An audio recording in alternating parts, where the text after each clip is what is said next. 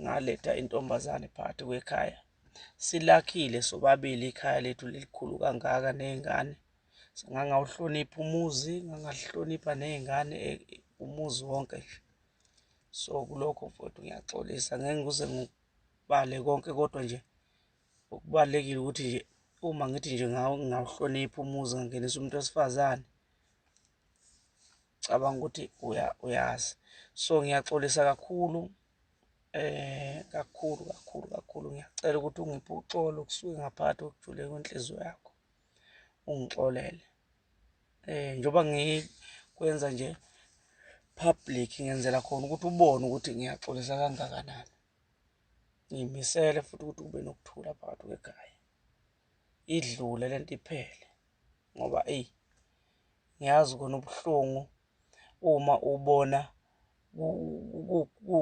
kunento ethi ayifane nale ekuhlukumezile, so ugcina usubona ngathi kusaqhubeka yona leyo nto leyo, kanti akunjalo. So buningi ubuhlungu engibuzwise bona. Ngiyaxolisa kakhulu kuleyo ndawo.